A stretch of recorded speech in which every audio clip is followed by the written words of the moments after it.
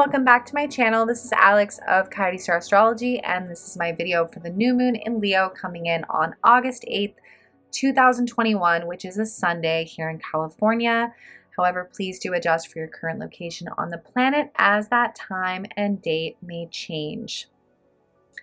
Hope you all are doing well, and I have my tea in my hand. I'm cheersing you for making it through this last week, this Saturn Sun opposition. I'm willing to bet that it was not the easiest week for a lot of you out there. It was really hard for me. Wow. It's just not been our typical Leo season, unfortunately. This year's Leo season has had a wrench thrown in it. Actually, two wrenches thrown in it. Leo season is normally, we associate it with sort of stepping out, feeling great, party time, feeling confident, and it's just likely not the collective experience this year. And here's why. Here on the chart, here's our Leo planets. Right now we've got the sun, moon, this is our new moon, of course, and we've got Mercury in Leo. As planets go through Leo this year, they make a square to Uranus and Taurus, which creates turbulence and change and destabilizes energies. And they also oppose Saturn in Aquarius. And this is the fixed cross. This is Aquarius, Taurus, Leo. What's the other leg of the fixed cross? Scorpio. So as the opposition and the square stir up and kind of irritate the Leo energies, they look for a release point. And where do they find their release point? Scorpio. So this is bringing up shadow work and intensity, transformation, loss in some cases. So we've been going in, we've been going in, and Leo has a lot to do with the way that we feel about ourselves and our ability to love ourselves and our ego, our innocent inner child, and all of that stuff. So it's been a bit tender. It's been a bit tender, but also profound. This last week, I feel like, was the last sort of wave of our ruined Leo season. No, I'm just kidding. No, but seriously, we had Mars and Leo oppose Saturn a few weeks back, and that was kind of another frustrating part of this journey. And this Sun opposite Saturn over this last week was similar. The Sun doesn't like to be in opposition to Saturn.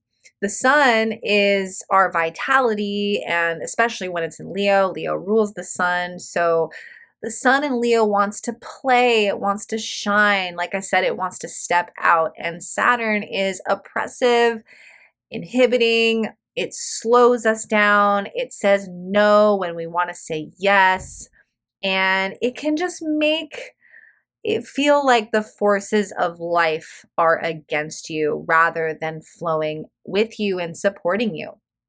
So if this last week was frustrating or didn't quite go the way that you wanted it to, you were feeling Saturn. You were feeling Saturn. And for me, I was really feeling the kind of bureaucratic energy of Saturn. I am a person who has done pretty much everything in my power possible to get the hell away from Saturn energies, right? I don't deal with Saturn. That's why I work for myself. I have never really dealt with authority very well in my life. And yeah, I just don't deal with it. And this last week, I feel like that was all I dealt with. I had to deal with a DMV. I had to deal with my medical insurance, those times when you have to call in to get one tiny thing done and you're on the phone for literally 3 hours on hold, getting transferred. And it's like to fill out one part of a form, you need like 5 other forms, and it's a nightmare. It's like having to jump through these ridiculous Saturnian hoops, these stupid rules and regulations that kind of feel like they suck the joy out of life, right? That's Saturn opposite Sun energies. I have another beautiful friend. She just moved to New York to follow her dreams. Sun Leo, follow her dreams. She gets to New York. She moved there from LA, and she's there like a week, and then boom, New York drops the hammer, starts imposing those restrictions where you have to have the freaking vaccine passport to go anywhere. I mean, this is serious stuff. She just moved her whole life there, and, she's not getting the job. So now what so this is like straight up Saturn opposite Sun, feeling like your ability to shine is somehow under the thumb of an authority outside of yourself, or like I said, like the forces are somewhat against you. And this has been a big sort of ego check for us this week. And this is where we get into the shadow work, because these transits, they're happening for a reason, and there's a lesson behind them. And with Saturn, we are kind of put through an endurance test. This whole week felt like Jedi training, like an obstacle course of energies to get through. And with Saturn opposite Sun, this is really checking on your endurance, your belief in yourself, your belief in your dreams, and your self-love and confidence levels, right? So there could have been a force externally that was teaching us lessons around love, self-love, but also living from the heart. That is another thing that I think probably came up for a lot of people. I know that it came up for me as well this week. Leo, healthy Leo, rules from the heart. That's one of the best things about Leo energy. And it's very hard for us to rule and live from the heart when Saturn is making that opposition. It crushes that desire or that ability. So there may have been lessons around living from the heart, and how the fractured ego or the wounded inner child or the broken heart can find it hard to open. And there may have been lessons around that. And now, as we get into this new moon, the lessons around this last week are coming to a close and sort of like blossoming with the new moon. And there's this new energy that's coming in, and that is the square to Uranus, which is more prevalent in the new moon than the Saturn opposition. So this is, I'm kind of excited about the Uranus square, even though a square is a tense aspect. I realize that, obviously, but I feel like it's a release point, a breaking free energy from the Saturnian restrictive energies over the last week. It kind of feels like a rubber band that's been pulled and it just snaps, and all of that energy is releasing, almost like a firework going off with this new moon in Leo. And the Uranus square, I feel, is going to bring out the rebel in Leo. And that's something that a lot of people don't really talk about Leo.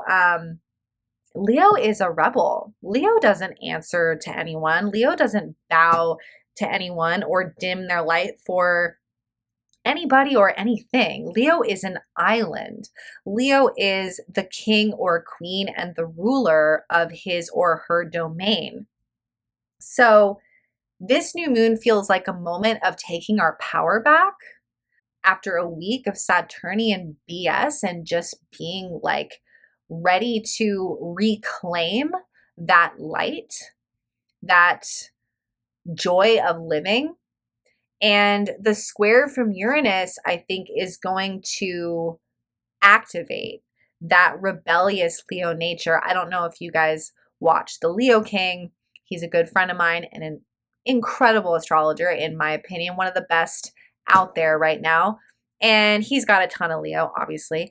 And he perfectly displays that rebel Leo heart. You know, he's like driving his fast cars on his live streams, cussing up a storm, saying whatever the hell he wants, chain smoking cigarettes. He doesn't give a shit. You know, he's like, take me as I am, motherfucker, or don't. Or don't. That's also fine. I don't care. I love who I am. If you don't, oh well.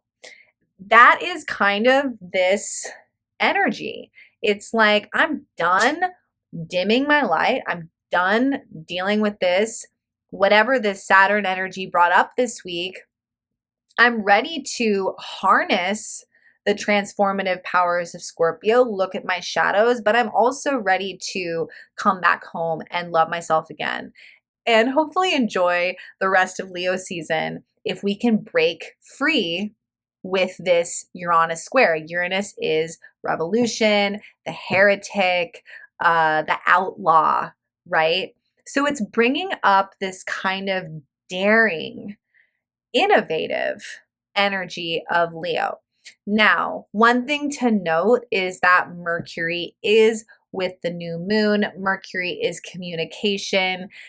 So we do want to be careful because this Uranus square can also bring up the drama queen out of Leo. This can also be overperforming or attention craving, and it might be hard to contain that energy for some.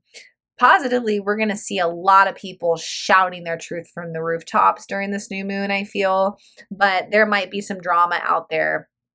However, Leo often overperforms when it feels like it's not being acknowledged. So I think that this is also a moment to reconnect and express a part of us that feels like it hasn't been acknowledged, maybe even just not acknowledged by us, you know, a part of ourselves that we've been repressing or keeping small.